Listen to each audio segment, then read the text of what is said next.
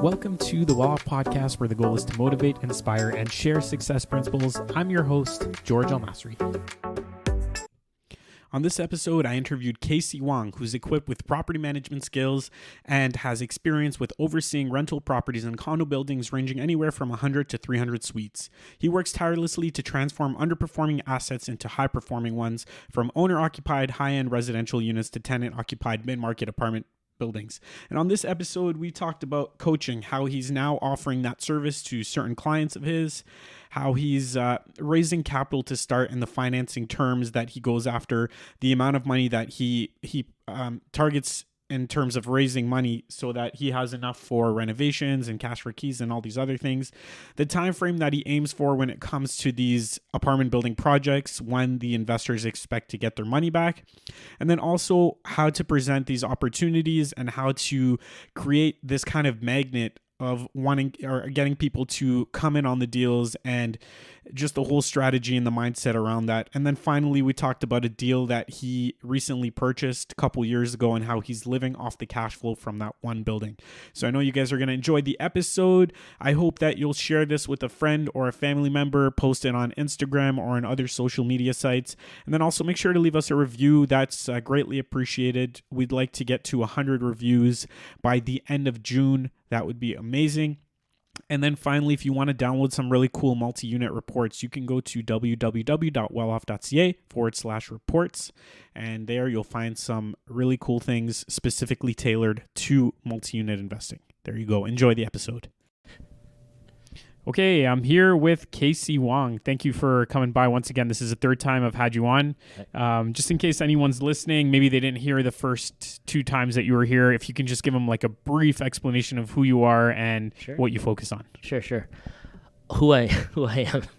I'm a short little Chinese guy. That's who I am. Basically, started in real estate in 2003.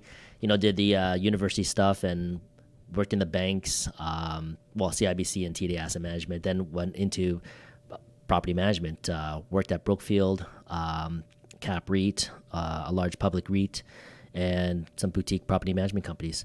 As simple as that. And then along the road in 2003 is when I started doing, single family homes and triplexes and things like that, and essentially divested most of those. And now here I am with just a few, I like to say mid-size. They're like small apartment buildings. So that's what we concentrate right now. Secondary market, which is like KWC, St. Catherine's, 30 to 80 unit buildings. But yeah, that's a quick little snapshot in about 2 minutes. Yeah, perfect. So you mentioned that you started off with like smaller single family homes or duplexes or whatever it is that you had. Did you sell all that, or do you still hold on to some of them? Yeah. So our accountant goes, you have two properties here. It's like, oh shoot, we forgot. So we have two little properties. One in London, in Rideout, like Worley Village. We actually bought the building. We sold all the units, 35 units. There's 36 units, but we still have one left there. Like condo units? Yeah. So we bought the building. It's 89 Rideout Street. So we bought the entire building from the developer. They were just renting it out. It was condominiumized, and we just sold it individually. So we made a little profit there. And then we have a small little townhouse in Letitia Heights in Barrie, which we bought in 2004, and we bought that for $125. Wow.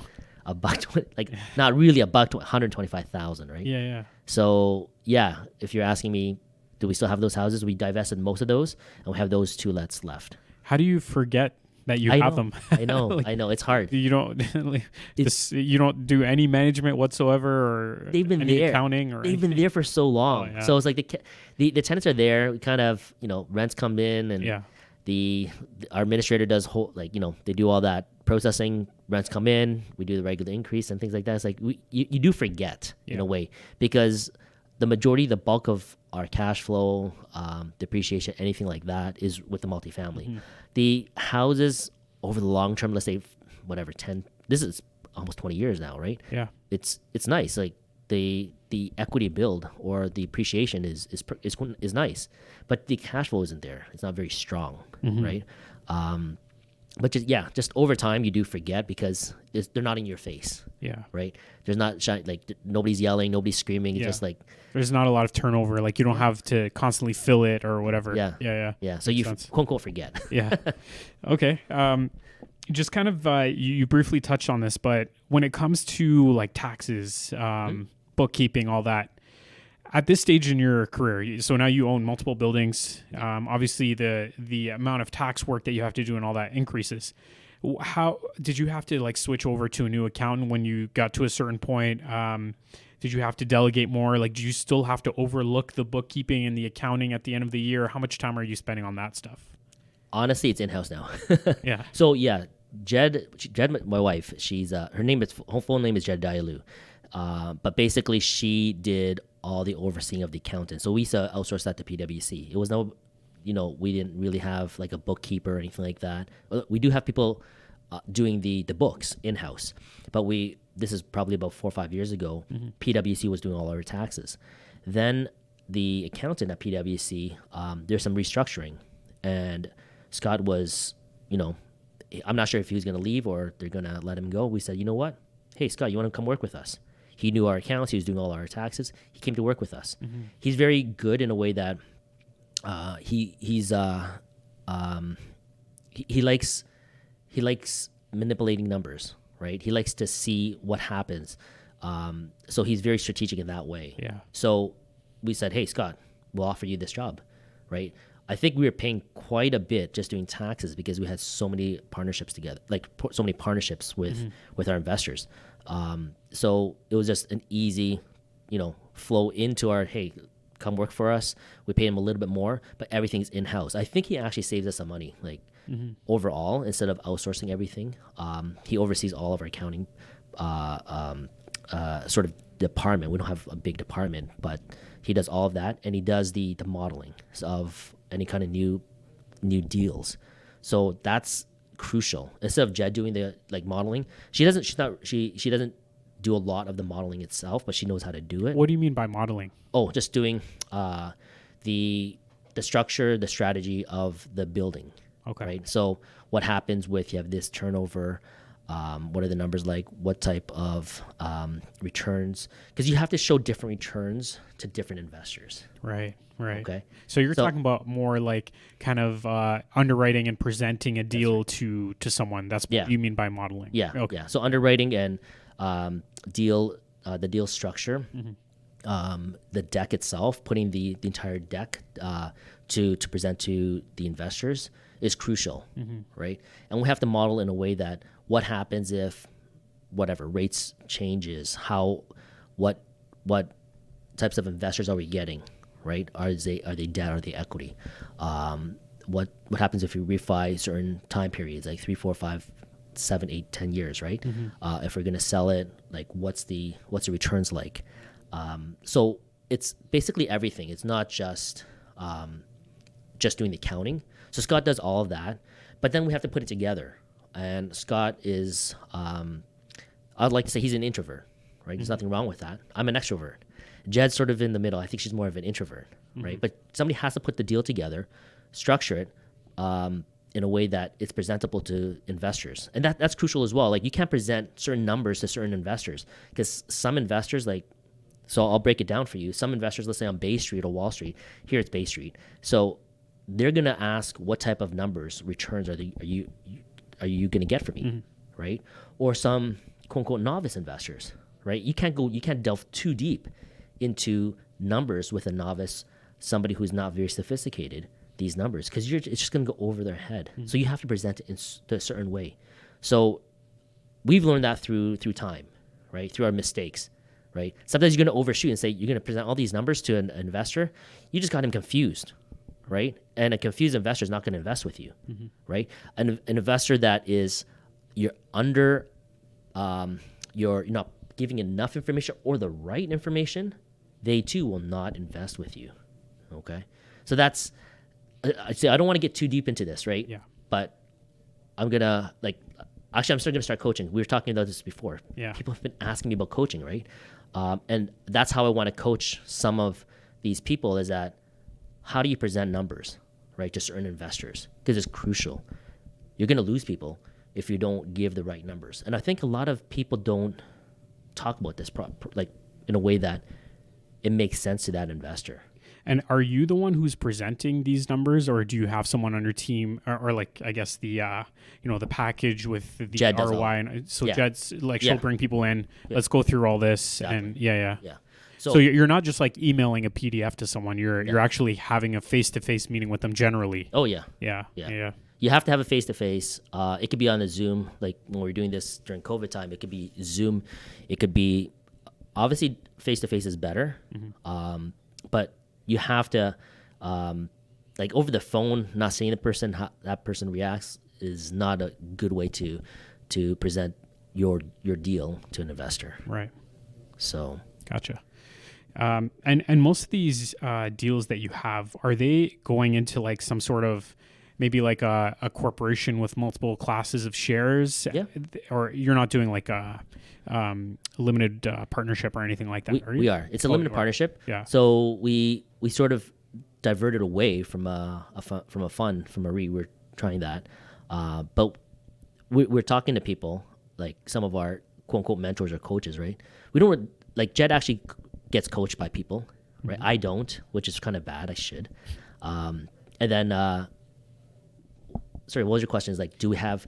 Are you doing LPs? Oh, sorry. Yeah, we are doing LPs. So all your deals are going through basically an LP, right? Yep. Just LP. We're not doing anything else. We've talked to most of our existing partners and then new investors, and they like the same thing, right?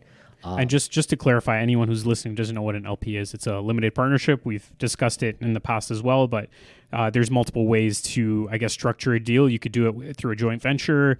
You could do it through LPs. I'm sure there's other ways as well, but those are kind of the main ones. That's right. Yeah. So we do it through an LP. A lot of our investors don't want to be on title. They don't want to basically take the mortgage. So that's the quote unquote benefit of that for our investors. So that means they're just limited, their liability is limited only to their investment principal. Which means that basically, like you're about to say, if the investment goes under and all of a sudden a bunch of money is owed to pay off the debt, well, they don't owe anything other than what they've invested. That's where their liabilities basically limited. Yeah. So all of our assets are open. So my house, all their investments, which honestly, my investors are very thankful and happy to have that, because like I'm on the hook for everything, and they want me to have the skin, like my skin in the game. So it makes sense for them, and that's their, feel good, comfortable. Like I'm gonna invest because your neck is on the line, and they point to me that your neck is on the line. Yeah.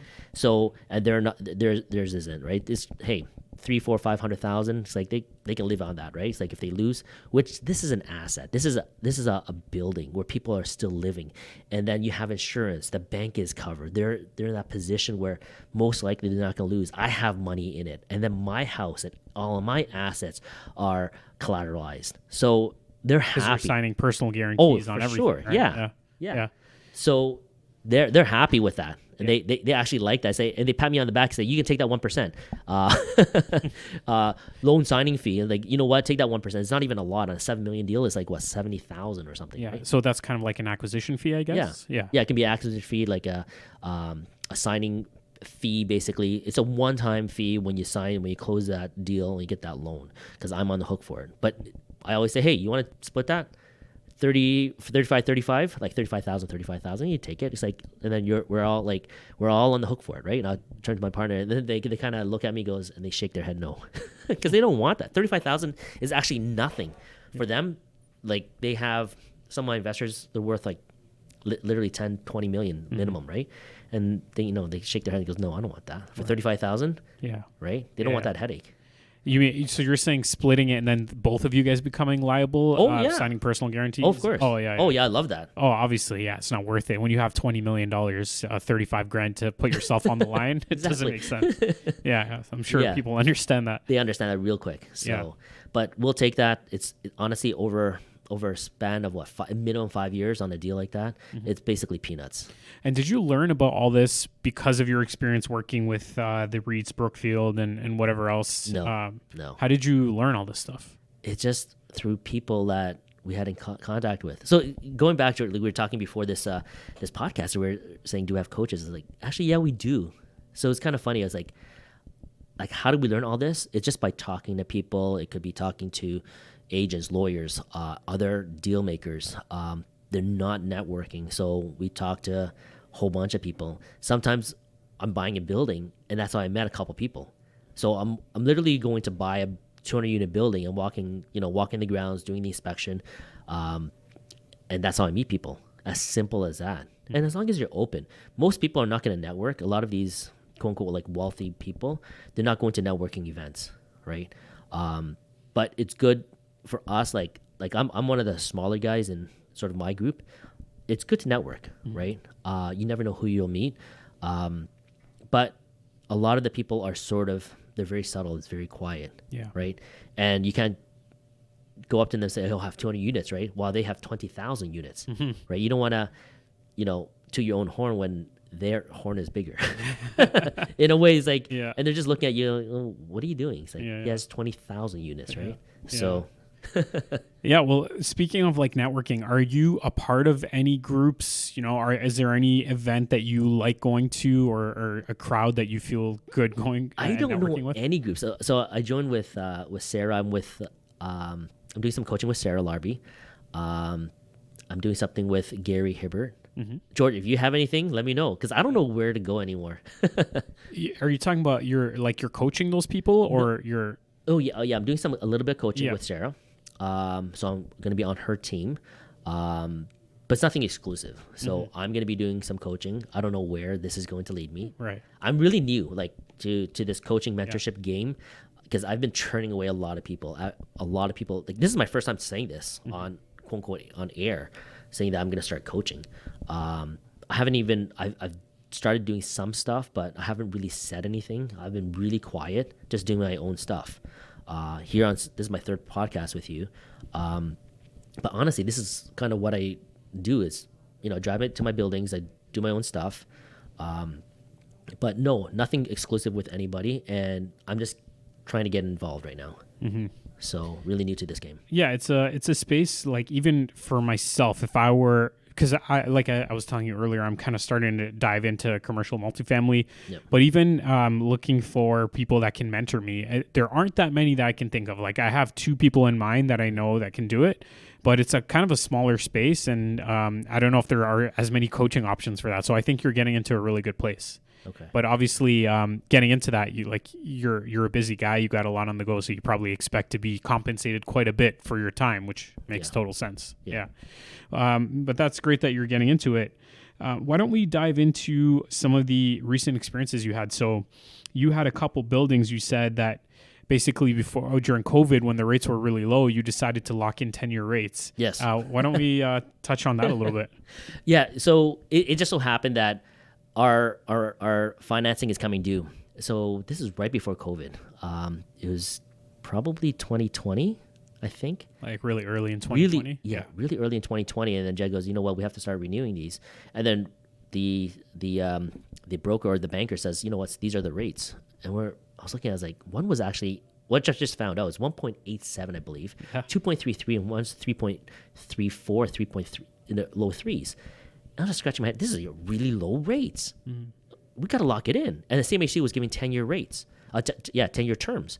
I was like, okay, let's do a 10-year term at 2.33 or 1.87 and just lock them all in. We look like geniuses. Yeah. But the thing is that, honestly, it just, at the time when it comes due and you're looking at the rates, how low is it really going to go at 2%? Well, right? The thing is, I remember during that time, like during 2020, 2021, there were even some people were kind of speculating that we might see negative rates because they were seeing that in Europe, right? In certain parts of Europe, I think Germany may have been one place where they had negative rates. So that was the thought. It was like, do you want to be that guy that locks in a 2% rate when it might go to negative? So you weren't really sure, right? Everyone thought the rate would just continue to go down, but you had that foresight to see that, no, this is low. Let's do it. Okay, so George, I started in 2003. Okay, I'm not sure if I told you this before. I put a 10-year fixed rate at 2003, and that was at 5.55%. Not bad. Now, honestly, it was terrible. Yeah. It was terrible because my rates would have been half of that. Half. It would have been like a 2 or 3%, and 5.55%. Yeah. The mortgage broker said, "Yo, Kasey, are you sure?" He wanted to shake me a little bit, shake my head over the phone. He goes, "Kasey, are you really sure?" And I said, "Damn it, 10 years. Give me 10 years. Why are you asking me? I'm the client. Yeah. I know better. Yeah. So I sort of like hit my fist on the table and go, give me a 5.55% over 10 years. What did this do to me is that I knew I was locking myself in. Okay, I wasn't going to sell. I'm in it for the long term. And who really cares, right? Over 10 years, I'm guessing 35 to 40, let's say 35% of your mortgage will be paid off. Okay, usually the bulk of it will be interest in the first 10 years anyways. So say 30, 35%. After 10 years, I do another 10 years. I do not care. At that time, everything was long term. 10 years, I was 28 years old, 38, whatever. I sold it after 10 years to buy my 18-unit student housing across from Laurier. So for you listeners out there, have a long-term perspective, right? Don't do 1, 2 year, 3 years. Like you can do like short-term and then refinance and draw your money back. I'm not saying that. But I'm saying my perspective is always long-term, right? Wealth is created through the long term, right? It's the shorter you go, your mistakes enhances. It looks bigger. Over 10 years, I made a mistake on, let's say, whatever, my toilet. Like some stupid things, like let's say I bought these faucets and these toilets are really cheap. It was like Glacier Bay from whatever, Canadian Tire or something. And I should have put like Moen Taps and American Standard or whatever, all the brand name stuff. But over the long term, even if I change 10 toilets over the 10 years, every single year, who really cares, right? Because it went up to 400,000 and I sold it or something, right? And that's what I'm telling, like, if you're listening here, have that long-term perspective because wealth is created through the long term. People who invest in apartment buildings, they all understand that. I think it's generally people who are investing in or maybe starting out by investing in residential properties like single-family homes, duplexes. They seem to, sometimes people think that you can make things happen really fast and do that perfect BRRRR and get 100% of your money back within 6 months, which is possible, but it's not something to bank on all the time because things change, the market changes, rates go up. You don't know what's going to happen. Even now, like the rates could continue to go up. I don't know. What are your thoughts? Do you have any thoughts on that? I think it's going to stay fairly high for a bit. Yeah. So another 2 or 3 years, and then hopefully Bank Canada will, bring it down slightly. But we're expecting it to be high for not a significant time period. I say another 2 or 3 years. Nothing's written in stone here, but regardless, over the next 10 or 20 years, who really cares, right? You're holding an asset, right? If you can lock it in for the next 2, like, don't lock it in for 10 years. don't be stupid like me in 2003. But a couple years, that's fine, and then refi it when the rates are lower. But right now, even if you buy something right now, your cap rates has gone up. Yeah. Right. So cap rates has gone up slightly, making your prices go down. They're inversely have you related. already seen cap rates come up? Because it seems like there's kind of a delay with that, right? Like people are holding on, they're not selling if they don't get the price they want, and they're just kind of maintaining a lower cap rate. But you're saying that they're actually coming up. Yeah, I think they are coming out. We spoke to our agent, like literally just a couple months ago. Yeah, it seems like the rates has come up slightly. People offering like more VTBs. They're more open to it. But even for us, like we have a couple on the market. We might sell it privately. We're actually not. We're not motivated sellers, right? So do we have to give a VTB? Yes and no. I'd like to move up and buy something bigger. So that's how I'm motivated because I want to close another deal. But are we motivated financially? Like, do I have to? No. We have a 10-year fix on it. I do not care, right? And that to the new buyer, it's advantageous for them to buy something like that when it could be assumed. So this mortgage may be assumed by the new buyer, and to them, this is good, right? At 2.33%, it makes sense. Of course, they're gonna have to get another loan because, the loan is quite small relative to the price. But even if you get a private second, you might be able to make the numbers work. Yeah. So overall, rates, the rates has gone up. Cap rates slightly has gone up. So that means your prices come down. There's never a best time. So if you guys are listening right now, it's like there's never best time. There's never even. I was talking to these softball buddies, and then this guy goes, his name is Shaf, and goes, "Wow, you started in 2003. That's the best time." Like, everybody would have been rich if you started at that time. But no, you can't go back in time. But the thing is that every time period, even now, it's hard. Back then, it was hard. Yeah. When I bought it in 2003, my first triplex, it was difficult, right? Whatever, I bought it just under 200,000. Rates were relatively low, but I locked it at 5.5% for 10 years. But everybody has their own struggles, right? So right now, we're looking at rents that are nice and high, right? Turnover, right when you turn it over, you can command quite a bit for your 1, 2, and 3 bedrooms, right? So your value add is like these value add buildings, it's going to look really good on the turnover, right? So when you do your pro forma, when you're doing your quote unquote underwriting for this building, let's say you're buying a building, that's you got to target. You got to make sure that your numbers look good for your investors and for yourself. Yeah. Right. So speaking of underwriting, what kind of numbers are you putting in now in terms of the projected rates on refi? Also, are you taking a bridge loan to start, or are you going with CMHC right off the bat? What's the kind of the financing strategy when you're looking at a new property purchase? Yeah. So we don't usually look for a bridge, and we don't go with CMHC because CMHC is going to sort of underfund you. So let's say you're building, for example, like I'll take these older numbers. These are a 6.5 unit building, about $7 million.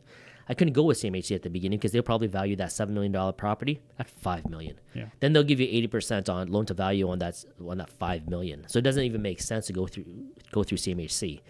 So CMHC is after the fact. You're gonna have to do your upgrades, your value add, your renovations to get that, drive the rents up, to get your NOI up. Then you go back to CMHC. So the strategy, most people will tell you the same thing. If they're going with CMHC at the get-go, it doesn't make sense usually. So you're going to take it over.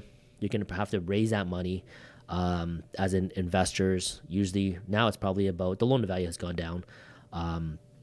So you're probably looking at 35% down for multifamily, just to even start. Then you have your working capital, probably about 10%. So you're probably raising about 45%, 35, usually about 40 to 45% minimum on a multifamily deal, right? But it sounds like it's a lot, but if you're buying it with low rents right now and you project your rents to be at the X value, and right now the rents has gone crazy. So if you guys are listening, it's like, you know that rents anywhere like Toronto, GTA, like secondary markets has gone crazy. So they're not building enough. Supply is down. Demand is way up. So we're just going to be able to command more and more, right? So it looks smart for the people that's been holding apartment buildings, right? We look like geniuses, but we're not. I was telling this to my buddy of mine. It's like, we're not any smarter. Yeah, we're good. Like we've done well financially. We have done well. But what makes me better? Like, if you look back at my high school classes or my university friends or things like that, did I have better marks than my friends? Like, I studied finance I did a BCom at U of T. Nothing to brag about. Like, my marks were just, I just scraped by. I did okay, right? But if I look at my other buddies that did really, really well, that went into iBanking or went into private equity or went into these poshy good careers, and compare, they haven't done any better than I have. Like, I don't like to compare, but what I'm saying is that what makes me different from the rest is risk. I'm willing to take the chance, right? And because it's just about risk, right? Taking that risk, not taking stupid risk, right? But taking strategic risk in a way that, honestly, am I going to lose? This is an apartment building, right? Somebody else is going to pay it off for me. Yeah. I'm not paying it off. It's a really calculated risk. It's a calculated risk in a way that over 25 years, I will not lose. Right. It's like a hand of poker. Yeah. Right. Yeah. That's how good players win. They bet, but they take calculated risks. Exactly. Yeah. So smart. Just because you're smart doesn't mean you're to be financially successful, right? It's that, are you willing to play this game of real estate for the long term? And honestly, most people don't, right? I was talking to Jen, my wife. I was like, you know what? When you look at it, all the people that we know, honestly, sold out. There's something else. oh, here's this better venture, here's this better project, and they're out. They took their money and they left. Yeah. Right? Most people don't have the stamina to hold it out for 20 years or 25 years. We've been doing it for 20 years, right? We just look like geniuses, but we're not. I just go with the flow. Every day is the same. Drive my kids to school, go to my buildings, do the regular, like, necessary whatever maintenance or calls and things like that. And it's as simple as that. And then boom, 20 years is gone, right? Yeah. Now I'm 48 instead of 28. And it just as simple as that. So honestly, like, when you guys are listening, just be patient with your investment. There's no rush. There's no need to start looking at other things that's really, really shiny, or listening to your friends and your relatives saying that, oh, real estate's, going down and it's never going to go back up. Just be patient, guys. Yeah. You were touching on earlier about the financing, or I guess my question was, like, if you're going with CMHC right from the start, and you said no. So if it's not CMHC and it's not a bridge loan, then what would it be in the beginning when you're first acquiring a property? Okay, just simple investors, debt investors or equity investors. As simple as that. You'd raise the full amount. Yeah. So let's say it's a $5 million purchase. Yeah. You're raising $5 million through equity investors or debt investors. Okay, you're not getting a mortgage. Okay, so for example, we're working on a deal that's, let's say, it's $45 million, right? And I have to raise, let's say, $15 million. Yeah. We're actually finding a partner now, so a co-GP, right? So we've been talking to people. People know what we're trying to, close on this deal, and it just so happened this person wants to get back in. He's in his early 60s. He's a big time player, but he doesn't network. He's not in your. So George, we were talking about networking. He's like, he doesn't network with. He doesn't go to your weekly, monthly, Wednesday night hangout, talk about your burst strategy. No, he's been doing it for the last 30 years. He started people have been starting. He started REIT and has 20,000, 30,000 units, right? So, and he's jumping back into the game, right, on his own. So these are the people you got to network, and you have to find these people. So you're out there looking under rocks, and I'm just joking, but that's what you're doing. Yeah. So as simple as that.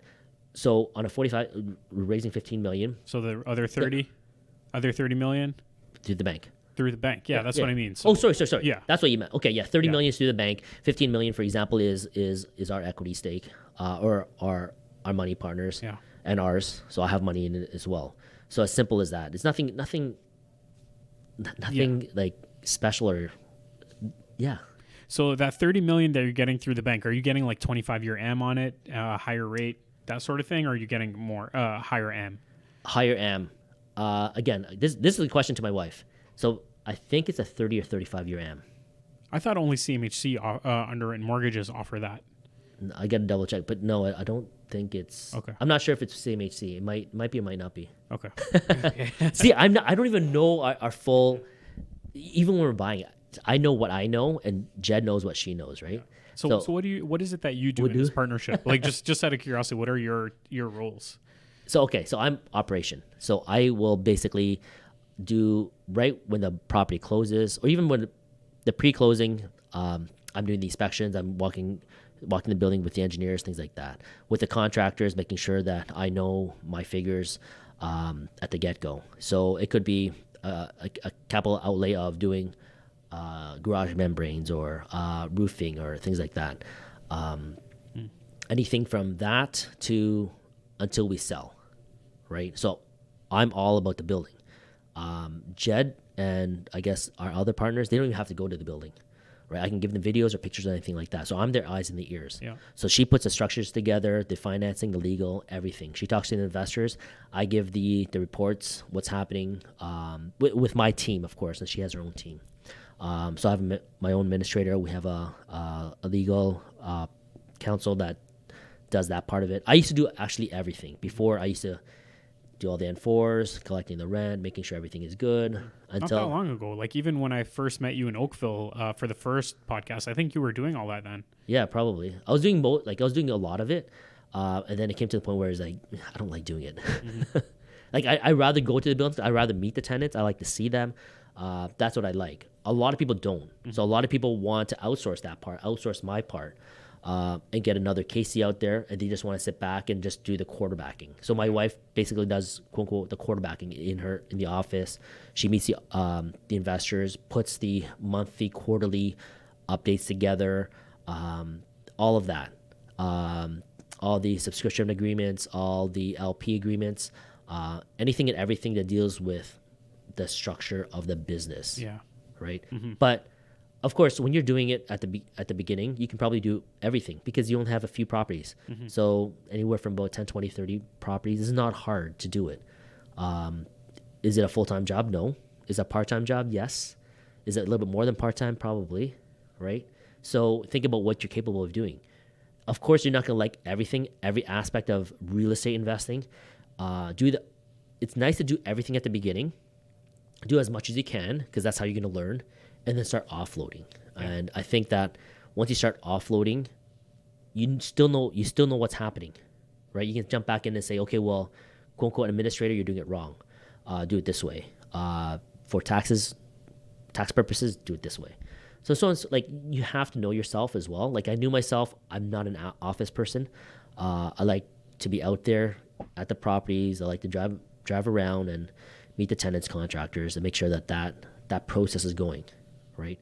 As long as you keep an eye on that, like Jed will keep an eye on me and I keep an eye, like my stuff is crucial in a way that mine is top line and the middle line. Like obviously it's the revenue and the expenses, and that'll have obviously an effect on the profit or the loss. Yeah. As simple as that. Yeah. So if I don't perform, we lose. Yeah. And it obviously impacts the value of the building for the takeout. Yeah. Exactly.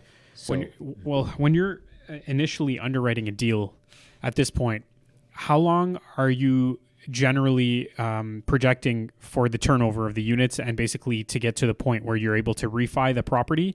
And are you generally able to withdraw all the initial capital out when you do refi? So time frame, we always give about 5 years. Right now we're trying to lower that to about 4 years. Once that happens, your return looks a lot stronger, of course, right? If you can do it in 6 months, it looks amazing, right? But yes, our target is usually 5 years. To answer you about the refi, how much capital we can get out, usually all of it, right? And it depends on what the investors want. We had one project that we refinanced it, gave all the money back to the investors. And then some investors want it completely out. So we basically took some of our cash, paid them out as well. So now our portion is back in, right? So we sort of quote unquote bought them out. That's more of a strategy. Like there's a lot of different strategies of what you can do, but that's a little very simple strategy. Is now we own more. So Jen and I will own more of that property. As simple as that. Every investor is going to be different. Some investors still want to stay in, right, and still collecting that coupon or collecting that dividend payment each and every quarter or something. If we can just maybe elaborate on that a little bit, we're in that scenario where you're kind of buying out the investor. So you would have, I guess, shares as a general partner, and then there would be separate shares for the limited partners. If you're buying out the investors, are you then becoming a shareholder in both on the GP side and the LP side? Yep. Okay, that's interesting. I never even thought about that. So most of our structures is done that way. I'm, let's say, a GP at, for example, 30% out of the 100. So obviously it's 100% of the pie. I'll take 30% on the GP side. Now we can split these 70% up to the LP. I can put money into that portion as well. That's 70%. So let's say I put down X amount. Let's say on that. Let's say for instance, it's 1 million. I put in 200,000. That's equal to, let's say, 20% of the pie. Yeah. So I own now 30% GP and 20% of the LP. So I own 50%. Right, as simple as that. It's to other investors, they like that as well, right? Because now I have my money in there as well. So it's not just me getting the 30%. I'm in it with them. I'm on their side as well. Which, good and bad, it's like people say, oh, like your 30% is so high. Well, we put the deal together, whatever. Some JVs put 50-50, right? For us, it doesn't really work that way because then when you start doing the modeling of the numbers, then the investors won't be hitting their targets. Right. So you gotta be, Which is the draw, really. Like that's how you draw them in. You say, Yeah. this is what we're going to project annual return over 5 years. And That's right. yeah, if you're taking a bigger chunk, then their ROI is lower and it's not as attractive as a deal. Exactly. Yeah. Exactly. So you know exactly, like George, you're very sophisticated. So that's why it's not hard. This game is not hard. So the main thing, the hard part is finding the deals and finding the investors, right? Can you get both, right? So here's a little tip. I'm not sure if people are even still listening yet, but when you're finding investors, okay, I'm going to do this. Let's step back a bit. So let's say you're selling a Rolex or Timex. Okay, George, what's Rolex? Rolex is an expensive watch. It's a luxury brand. They got that because they branded the Rolex to get like their name. And who can normally buy a Rolex?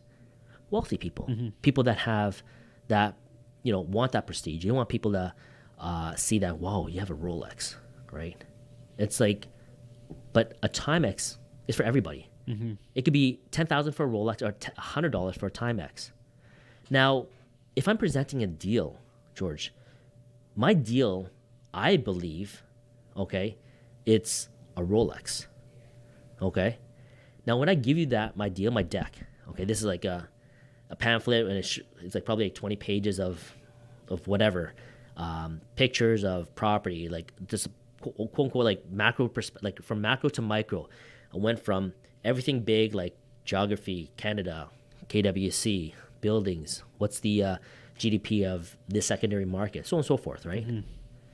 Now, when I have that deck and I show it to them, here, Mr. and Mrs. Investor, and then I wait for them to say yes or no. Like I presented it, so Jed will present it, and then I one time I said to Jed, I go, I pick up the phone, take it away from them, and the Jed goes, okay.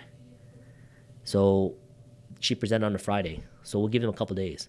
So hey, Mr. and Mrs. Investor, Tuesday, let us know if you're in or out. 9 o'clock, if we'll give you a quick call.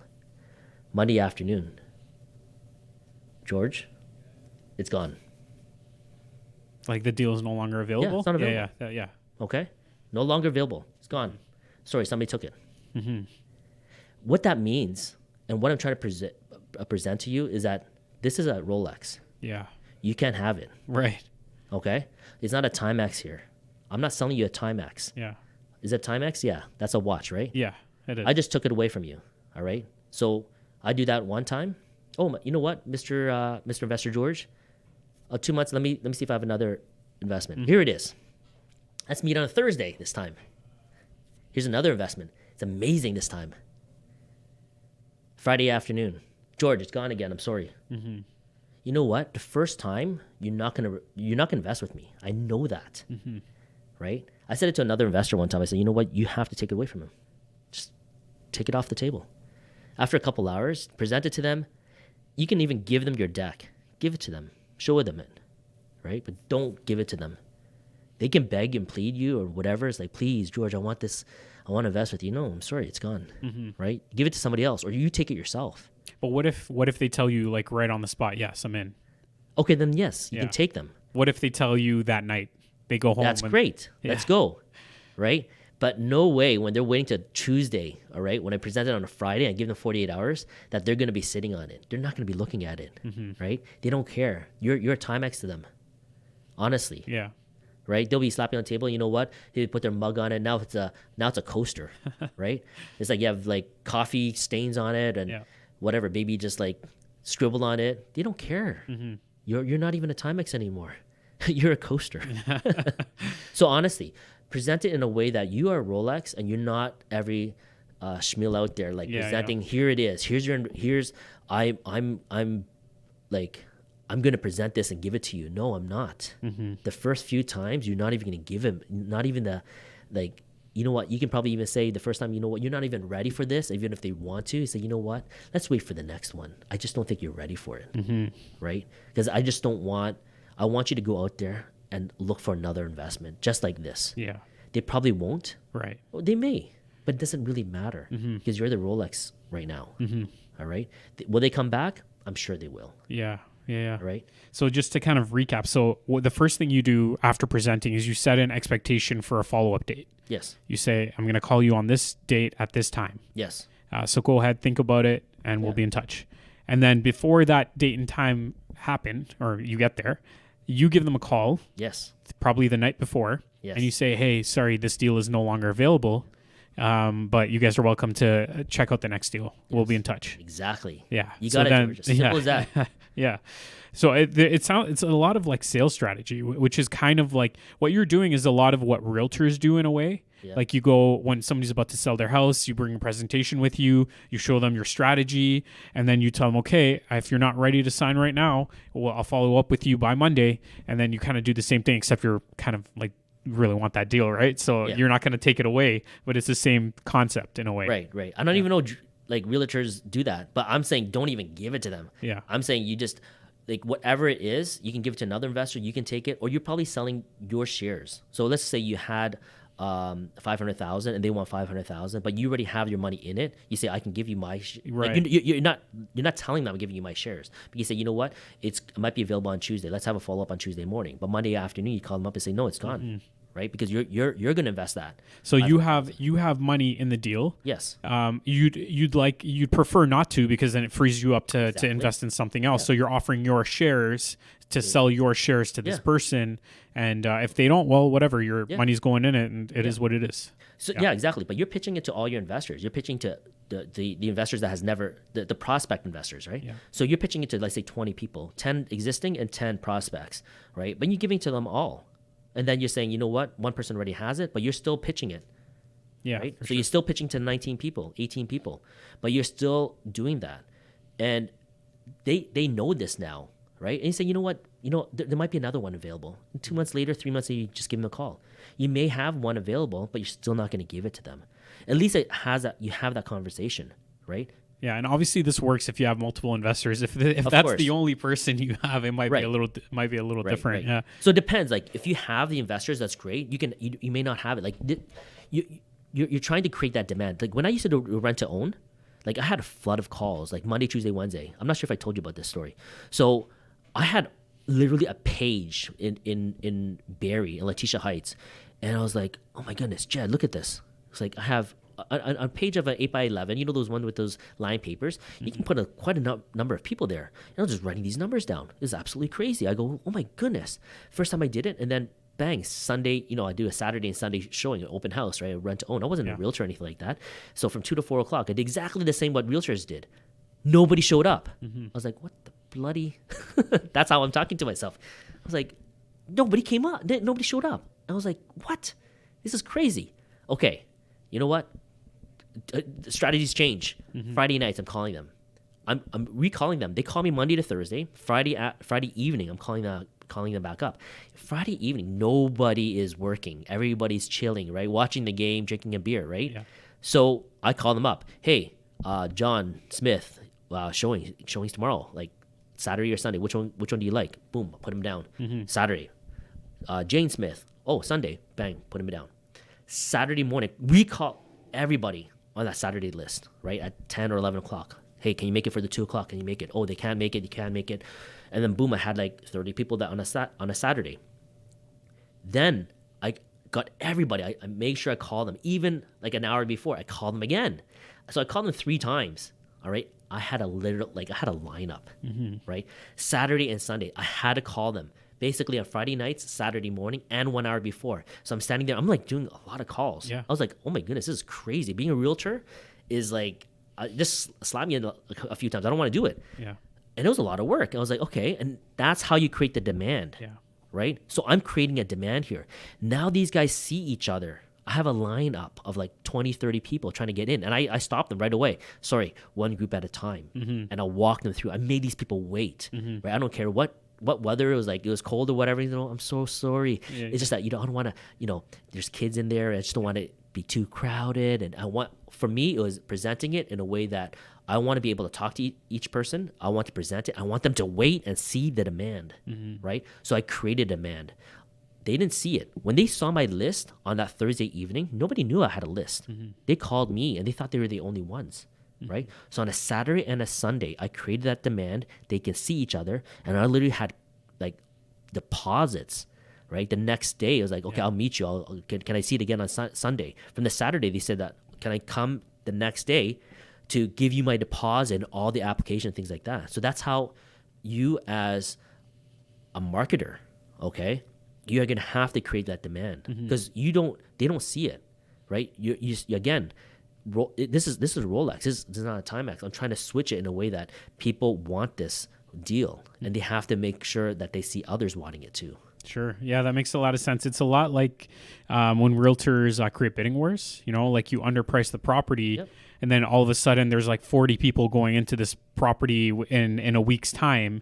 And when an agent's trying to book, they see all these time slots are taken, and the clients, they don't really understand how this works, but they're like, oh, wow, everybody wants this. I'm going to start bidding. And the price just goes crazy. So it's the same concept. It makes a lot of sense. Yeah.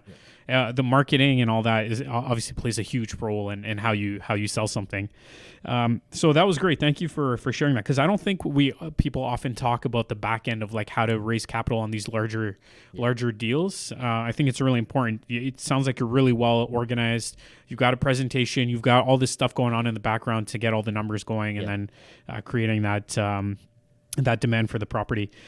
Just really quickly, we touched on a lot of different things, but why don't we talk a bit about your 18-unit student house or student housing, I guess, the 18 units that you have there. I know you locked in at 3.33. Just tell us a bit about that, because I think before we started recording, you said there was like kind of an interesting story behind that property, right? Yeah. So, okay. I'm not sure if you want to hear this, but at the time I was buying this building, I spoke to the vendor. Okay, so I presented him 3 offers. It was in the parking lot and so on and so forth. But I actually asked 3 people if they wanted to invest with me. One was this person in our marketing. His name is Adam. I don't want to say his last name, but he was like he was so rude, and because I presented a 50-50 deal to him, he put in all the money and I didn't put down like jack shit, right? And then he's like, no way, and then he started swearing, and I'm like, oh my goodness, this guy's crazy. He came to my house and everything. I was like, and I was like he was a Subway owner. I was like, it's okay, forget it, it's not for you. Then I presented to my uncle. So my uncle, this is gonna really hopefully resonate with a lot of people. My uncle's an electrician, okay? And he's nothing to slam on him. He's a nice guy. Like, I have no problems with my Uncle David. So, and honestly, most people are like this. So my Uncle David, he's an electrician. He worked for 30 years or 40 years. And he says that he's going to retire with a pension of like $3,200 something a month, which is good. Because my hockey buddies, my ball hockey buddies on Thursday nights, when we play, some are school teachers or whatever, and they're going to have a pension of $2,800 to $3,200, so around $3,000 every month. Okay, and then I presented to my friend Edgar. All I needed was $400,000. $400 was from the vendor. $400 was from me. I sold my triplex. I had $300,000 cash, and I needed $100,000. But I presented to my uncle. I said, "Hey, do you want to be, an investor at $400,000?" Right? He quickly, shot it down. He goes, "No, $400,000. That's way too much, right?" Well, he had the money. He had it in his house as well, and other things, right? First year, like when we did a pro forma, the first year to the first, year 1, 2, and 3 probably, we looked at it. It was probably gonna earn me $2,000 to maybe $4,000 a month. I already beat his pension. His pension was only gonna earn him $3,000, right? So, a quick little side note here is that I need $300,000. I put my $300,000 in. $100,000 was from Edgar. I said, "Hey, Edgar, you want to be an equity partner with me?" And so on and so forth. And he looked at me. I was like, "No." And I was like, "Oh shoot, $100,000." Then we were driving away, and and then I said this to Jed. I was like, "Hey, Jed, call him back. See if he'll lend us the money at 10%." Edgar, hey. So my wife's calling. How about 10%? 10% is $10,000. At the end of the year, you get $10,000. It's a nice ski trip. They like to go skiing. Well, you don't want to talk about taxes and all that and all. You don't have to say all that. Yeah. Just say $10,000. $10,000. How much are you paying on your HELOC right now? Like 3% or whatever at that time. 7%, like, he knows the math. He's an actuary, right? So I was like, okay. And then turned around, I was like, sure, I'll do it. I was like, ta-ding. It's like, it just that light bulb is like, went from equity to debt. Yeah.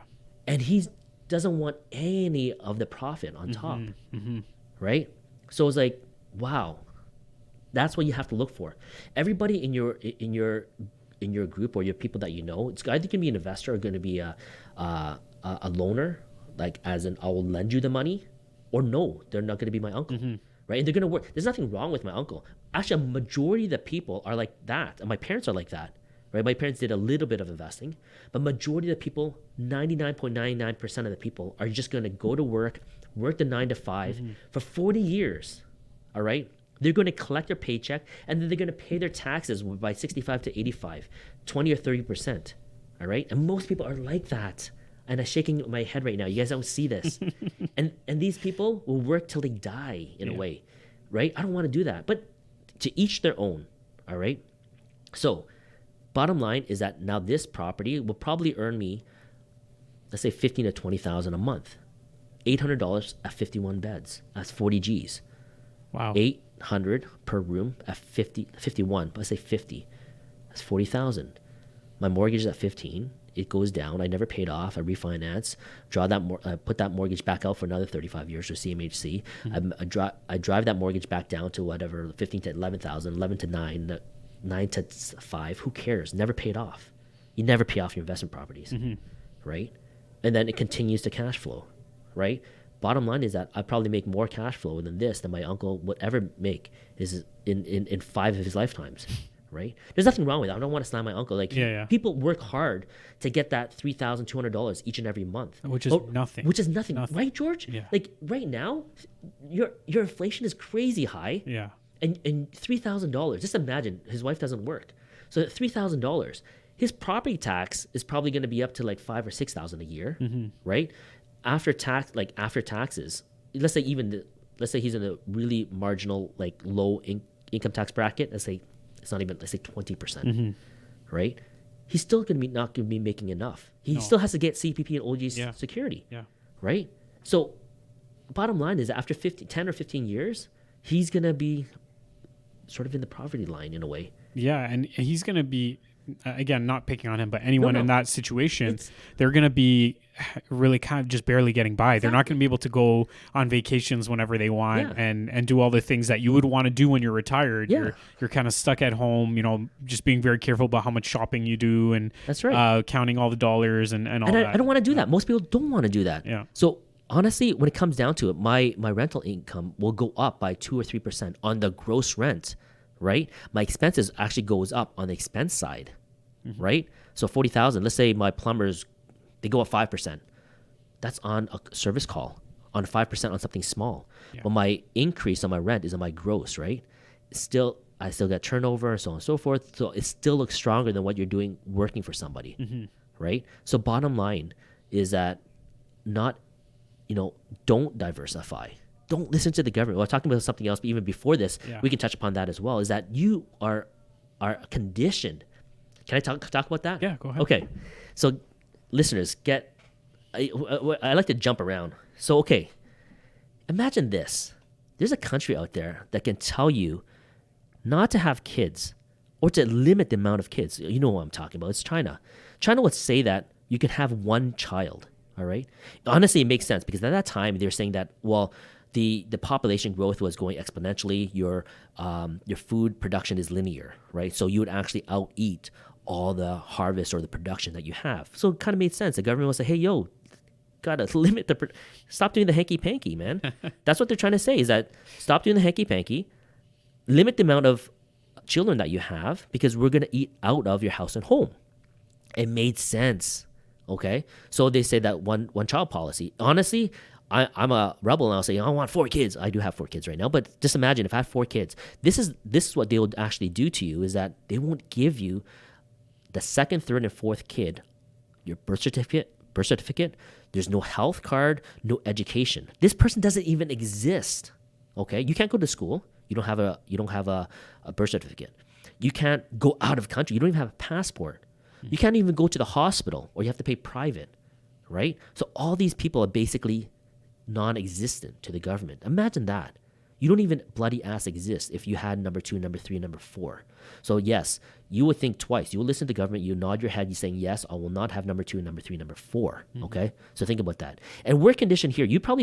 We're in Canada here. So we'll listen to this and say that, okay, well, I'm not like that. Like Canada's not like that. We are like that in a way that we're not to that extreme, but we do listen to the government. We will say that I'm going to be a good boy and good little girl, and I'm going to invest in my RSPs and my RESPs. I'm going to work for age 25 to age 65 for 40 bloody ass years, okay, and diversify like good little kids. Like I was like that, right?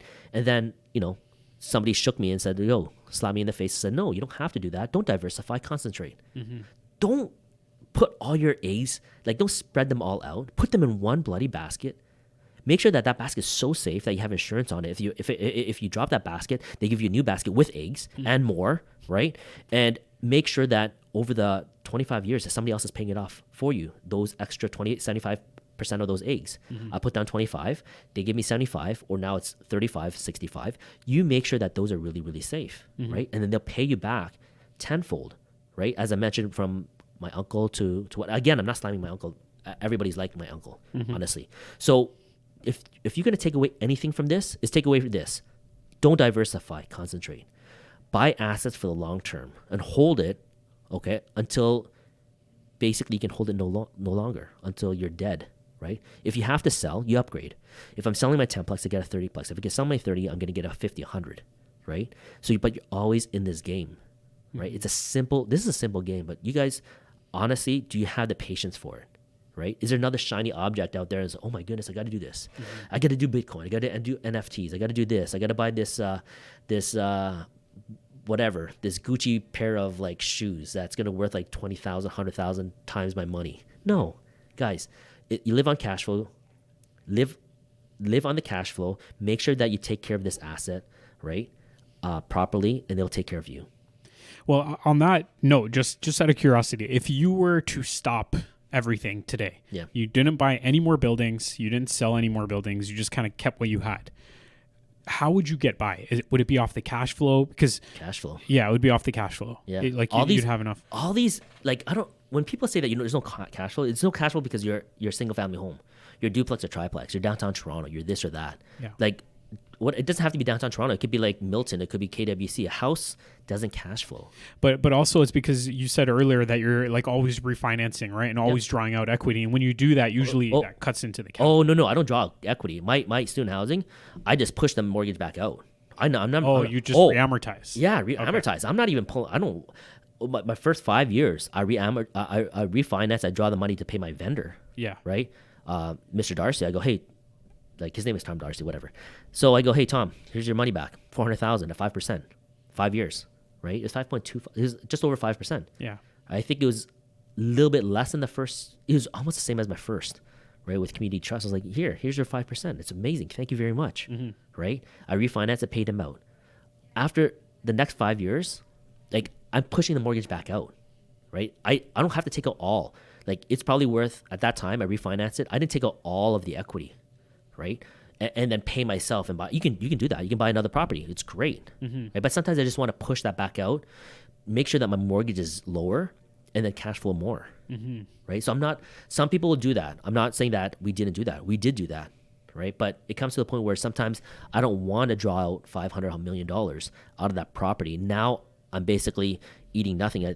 Like basically when you're doing that, your mortgage payments are up higher. Okay, so I'm not cash flowing, but I have a slew of money of like $1 million or something. Then again, what I can do with that money is that I can pay off other debt, I can buy another property, and so on and so forth. Right? There's a lot of ways of doing that. But my suggestion is not my suggestion. What I did is I just pushed the mortgage back out, reamortized it back out to 35 years. Yeah, so I guess the argument against that would be like, what I don't know if you keep track of your return on equity. Is that a metric you keep? No. So yes, like yes and no. You can take a look at that, but your return on equity or your return on investment is definitely going to be lower because you're not leveraging. Yeah. Okay. But you always want to leverage in this game of real estate and what we do. So yes, you can do that, but my return now my ROI is definitely a lot lower, right? Because now, like, you know, it's just, you always want to be using borrowed money, right? But my way is that I want to live, right? So I need cash flow. We have 4 kids in private school, right? Yeah. So I have to basically get 100, what is 100 and probably 30, 140 net, right? In just tuition costs. I haven't even fed them yet. I haven't even eaten yet, right? Yeah. So I haven't bought my fancy like Gucci watch and Gucci this and that, right? So I got to make sure I take care of myself, right? George is laughing because I'm really low key. I'm like Levi's jeans and like Mark's Work Warehouse black t-shirts, and that's all I wear, man. So I don't wear anything fancy. Yeah. But what I'm saying is that it's a cash flow. If you have $10,000, $20,000 of positive cash flow at the end of the day, that's what you're living on. Okay, I'm not living on the refi $1 million. I'm just saying, hey, he's $20,000. That's great. That's enough. Or I guess a lot of people talk about acquisition fees. They kind of live off that. No, I don't do that either. No. Right? You can do there's some people, it doesn't even make sense when you do acquisition fee. If it's too high, it doesn't make sense for the investors. So be very careful of when you do those calculations or those costs or those fees to your investors, because they can see right through it. The sophisticated investors will say, well, what are you doing? You have an acquisition fee? I can do that like half a point or something like that, maybe a point and a half, right? But what comes down to it, you're getting fed first before they get their take. It doesn't make sense for them. So just be careful. You can put it in. We do put like acquisition fee. You could put a loan signing fee, or you can say a Kasey Wong coffee, expensive coffee fee. You can do whatever you want, right? On your deals, please do that to me. Like I don't mind like Kasey Wong like Gucci underwear fee. I don't know what, like you can do that, right? Yeah. But the thing is that investors will see through it. Okay, especially the sophisticated ones. So be very careful. And when you structure your deal, they're going to be pointing to that. If there's excessive fees, like I think even like the Grant Cardones of this world, I think he has so many fees that he actually earns before the investors earn, right? That's what I've heard, right? So does that even make sense when I'm not slamming Grant Cardone, right? Like whatever, if he's earning that and people are willing to pay that, then people are willing to pay that. He can charge that, quote unquote, charge that, right? So to each your own, like that's great if you can do that. I don't think I can sleep at night saying that I'll get charged my investors this acquisition fee, right? If it's an amazing deal, right? They'll still point to me. It's like, if it's an amazing deal, you eat at the end, right? My investors are pretty smart, and they'll say, hey, you're taking this at the end, right? You're not eating it at the beginning, right? Before me, right? That doesn't make sense, right? You're not the lion here. We are, right? So be cautious, because you're going to lose these investors, right? We delve so deep into this. There's actually a lot of strategy, right? But then bottom line, you have to take care of your investors. Once your investors are taken care of, right, all these returns at the end, they will come back, and they'll honestly come back with their friends and their family too, right? Yeah, exactly. That makes sense. Yeah. That's awesome. I think we covered a lot here. Do you feel like there's any kind of last words you want to share, or anything we may have missed that you feel is important to touch on? Yeah, don't listen to the mass media, okay? So be patient with your investment. Honestly, concentrate. I said that before. Do not diversify, and don't listen to your parents and your best friends like for advice, for financial advice. There's so much that you can learn out here, like on podcasts, things like this, is that you can get wealthy in as little as in 10 years. All right, it's not gonna be a 2-3 year like boom, I'm gonna be wealthy. No, it's 10 years. Minimum 10 years, and start with your multifamily first. Like when I look back and somebody said, hey, what would you do differently? Bottom line, I would have bought multifamily first, and I would have bought a better location. And we can talk about that next time, but better location, multifamily. That is it. Right? Done. Awesome. It's always nice having you on. You always bring so much information, and I don't see you doing these too often. Like I don't really see you on other podcasts too much, but I really appreciate you coming by and sharing all this.